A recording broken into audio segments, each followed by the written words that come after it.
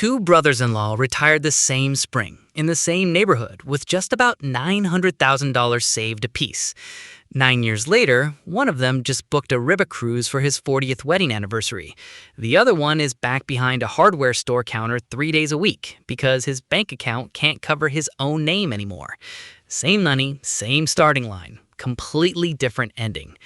Here's what almost everybody assumes about that story. They figure the guy behind the counter made a bad investment, or the market clobbered him, or he simply spent too fast. Almost none of that is true. The real difference almost always comes down to something nobody explains to you before you retire. Not the size of what you saved, but the shape of the paycheck you built out of it. Because it turns out there are 6 distinct levels of retirement income. And which one you land on has surprisingly little to do with your account balance, and almost everything to do with how deliberately that balance got turned into monthly cash you can actually count on. Now, I know there are plenty of videos out there ranking retirees by net worth, who has the biggest pile, where you sit on some pyramid. That's fine as far as it goes, but it misses the entire point. Because your net worth is just a scoreboard. Your income is the actual game you play every single month for the rest of your life. So today, I'm walking you through all 6 levels, real 2026 numbers at every stop, what daily life genuinely feels like at each one, and exactly how to climb from where you are to the next rung up. And near the end, I'm handing you 2 landmines that can knock a perfectly comfortable retiree down a level overnight without them ever seeing it coming. If you only watch one section today, let it be that one, because it costs people more than almost anything else in this video. Quick note before we start, and I say this every time because it matters. This is for education only, not personal, financial, tax, or legal advice. Always run your own numbers by a professional you trust. All right, let's get into it. Let's climb. Level 1 is where Social Security isn't the piece of the plan. It is the plan, the whole thing. As of early 2026, the average retired worker collects right around $2,070 a month from Social Security. Call it $24,800 a year. A couple where both worked averages closer to $3,200 a month, about $38,000 a year. Roughly 1 out of every 2 retired households, about 27%, lives right here. What actually defines level 1 isn't the dollar figure. It's this. Every dollar is already spoken for before it ever lands. Medicare Part B alone takes over $200 off the top in 2026, automatically, before the check ever hits the account. What's left covers rent or the mortgage, groceries, utilities, and prescriptions, usually in that exact order, and usually with nothing left by the 3rd week of the month. There's no cushion at this level. None. A blown transmission or a cracked tooth isn't an inconvenience. It's a genuine crisis. Hearing aids, dental work, the grab bar that should have gone in the shower years ago, all of it waits for a tax refund or a helpful grandkid.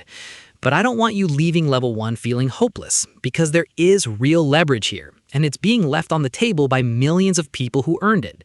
There are Medicare savings programs that cover that Part B premium. There's extra help that knocks down prescription costs. There's SNAP for groceries. Listen to me, using those isn't charity. You paid into that system for 40 years of paychecks. Collecting on it is just cashing a check you already earned. The single biggest lever at level 1 is when you claim Social Security. File at 62 and you lock in roughly 70% of your full benefit permanently. Wait until 70 and you get 124% of it permanently, inflation adjusted for life. For a household leaning entirely on that one check, that single decision can be the difference between staying at level 1 for the next 20 years and climbing straight to level 2. And that's a good place to pause for one quick thing. If this is already making you look at your own retirement differently, do me a favor and hit that like button, and subscribe if you haven't yet. I'm Thomas, and this whole channel is built around making retirement simple, one smart decision at a time. Every like genuinely helps us reach somebody else lying awake doing that 3 a.m. math. All right, let's keep climbing, because level 2 is where things start getting interesting and a little dangerous. Level 2 looks almost identical to Level 1, with a cushion. Social Security plus a modest nest egg, an IRA or 401k with somewhere between $50,000 and $150,000 in it. Combined household income usually falls between $30,000 and $50,000 a year. and roughly 18% of retired households sit right here. Here's what separates level 2 from every level above it, and I need you to really hear this. At level 2, withdrawals from that account aren't planned, they're reactions. The water heater dies, so $2,500 comes out. A dental crown shows up, so $1,800 comes out. That retirement account is functioning as an emergency fund with a tax bill stapled to it, because every dollar that comes out gets taxed as ordinary income, whether you needed it or not. There's also a quiet trap that catches a lot of level 2 folks, and it's worth 30 seconds. When you signed up for Medicare, you picked either a Medicare Advantage plan or a Medigap supplement. A lot of people at this level took the Advantage plan because the premium was zero, and zero sounds wonderful when the budget is tight. But here's what most people don't realize. That zero premium isn't really free. It trades a low cost today for co-pays and surprise bills later, exactly when your health is at its worst. A Medigap plan costs more upfront, but smooths out those shocks. Neither one is wrong, but it's a choice, and it's a choice about your future medical bills. So make it with your eyes open, not just because one number says zero. That reactive pattern creates level 2's single biggest risk. Say the roof needs repair the same month the market drops 15%. Most people are going to sell shares and fix the roof because they have to, which means they're selling at the bottom, and those shares are gone for good when the market recovers. Do that 2 or 3 times early in retirement, and a portfolio that should have lasted 30 years can quietly run dry in 18. That, friend, is sequence of returns risk, and it is the silent killer of level 2 retirements. The good news is the fix isn't a bigger pile. It's a small bucket of safe money, a year or 2 of expenses sitting in cash, so you never have to sell your investments on their worst possible day. That single buffer is what lets a level 2 retiree stop reacting and start planning. And planning is the doorway to level 3. Level 3 is the heart of American retirement, and it's the most important level in this entire video, so don't you dare click away. Level 3 is when every essential expense, the lights, the food, the mortgage, the insurance, is covered entirely by guaranteed income. Social Security plus a pension, or Social Security plus an annuity pays the day-to-day bills, and the portfolio exists purely for the extras. Planners call this your income floor. A generation ago, a company pension built that floor for you automatically. Today, most private sector folks don't get a pension. They get a 401k, and they have to build that floor themselves, on purpose. Household income here runs about $50,000 to $75,000 a year, right around the national median, and roughly 1 in 6 retirees reach this level. This is exactly where our 2 brothers-in-law from the top of this video split apart. The one on the river cruise took part of his $900,000 and built himself guaranteed income alongside Social Security, bringing in about $54,000 a year that showed up on the first of the month no matter what the market did that day. The other one, with the identical $900,000, left every dollar sitting in an IRA with nothing underneath it. On paper, the 2 men were worth the same. In practice, every market dip became a personal emergency for one of them, and every emergency chipped away at a portfolio that was never protected in the first place. By income structure, one man was sitting comfortably above the other, even though their account balances started identical to the dollar. That's the entire secret of this video in one sentence. It is not the size of your pile. It's whether your pile produces a paycheck you can count on. So, how do you find your own floor? It's simpler than you'd think, and I actually want you to do this. Add up your Social Security plus any pension or annuity, that's your guaranteed income. Then add up the bills you'd still owe if you canceled everything fun tomorrow.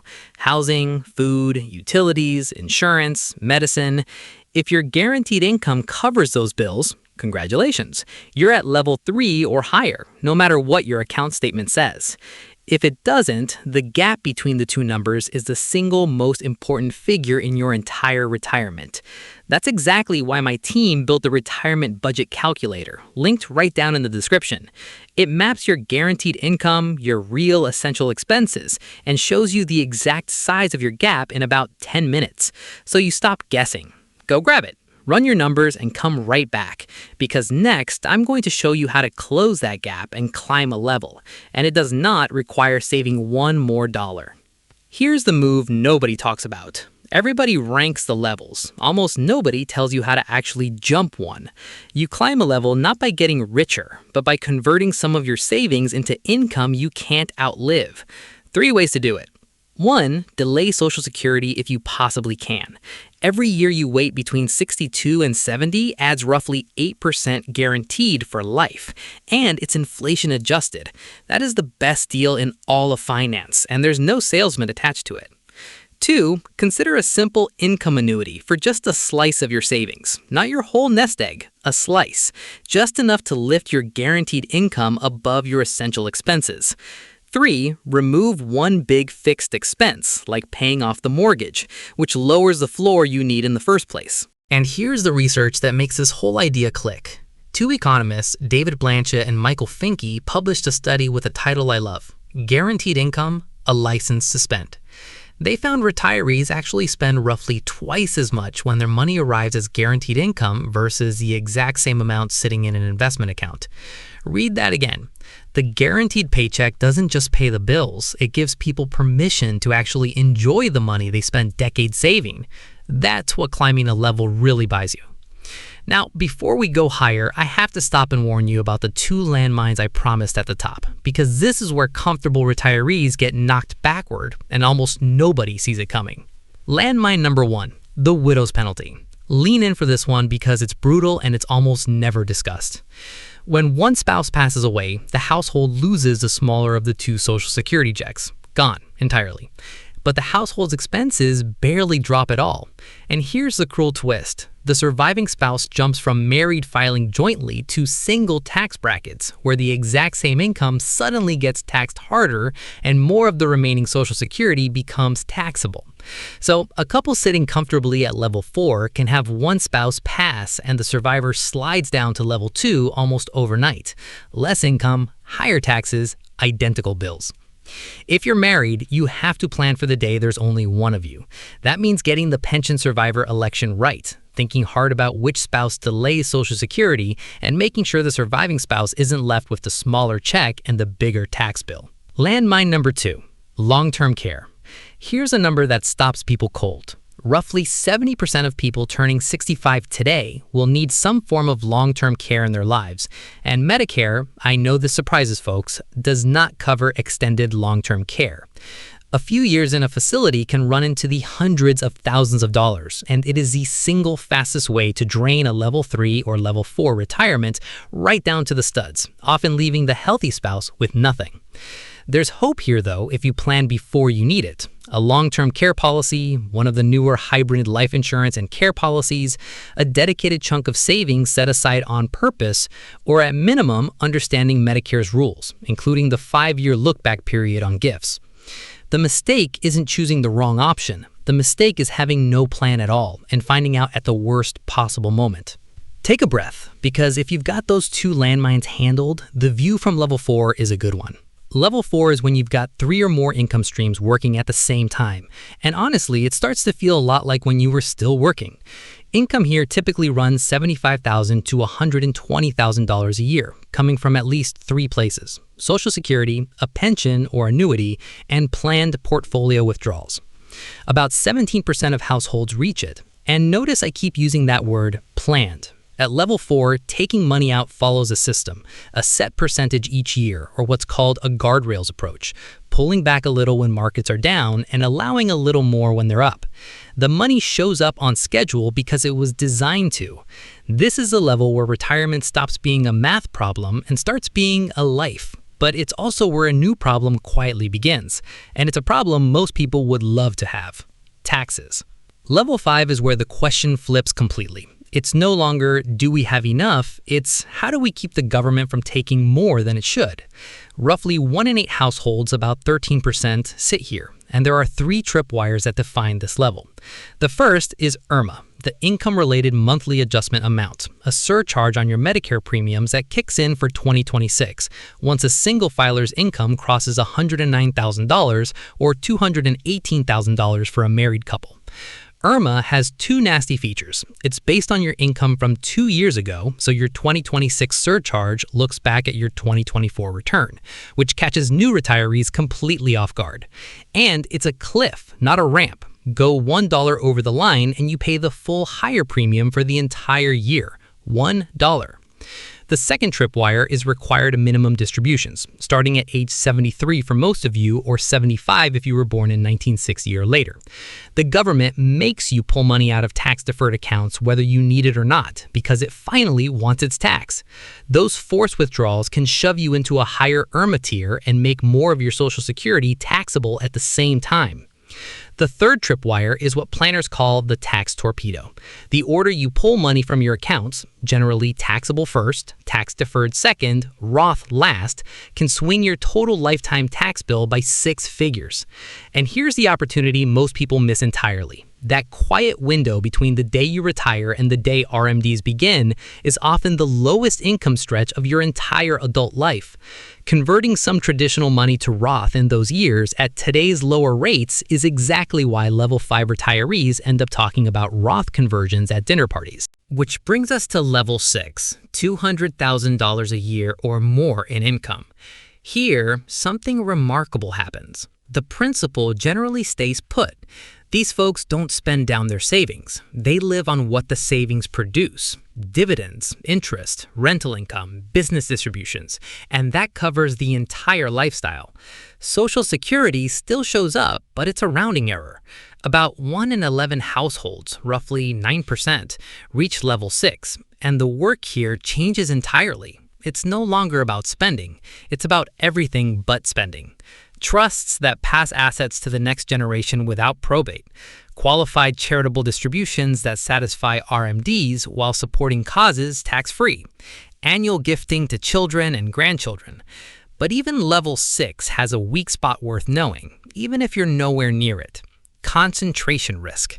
A retiree pulling $200,000 a year from 8 rental properties in one single town is far more exposed than one pulling the same income spread across 8 different towns, or better yet, spread across stocks, bonds, and real estate together. Same income on paper, wildly different durability the moment one local economy softens. So let's pull it all together, because here's the thread running through every one of these 6 levels. The households living the best retirements were never the ones with the biggest number.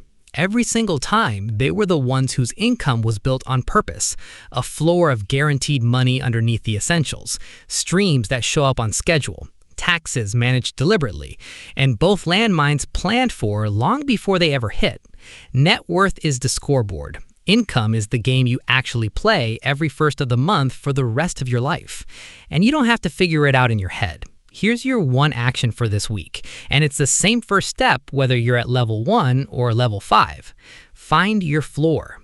Add up your guaranteed income. Add up your essential bills. And find the gap. That single number tells you exactly where you really stand and what to do next. Just remember, everything I've shared today is for education, not personalized financial, tax, or legal advice. So use your numbers to have a smarter conversation with a professional you trust. If this helped you see your retirement more clearly, hit that like button, subscribe so the next video finds you, and go run your floor number today. Because a great retirement was never about being the richest person on the street. It's about building an income you can count on, one smart decision at a time. I'll see you in the next one.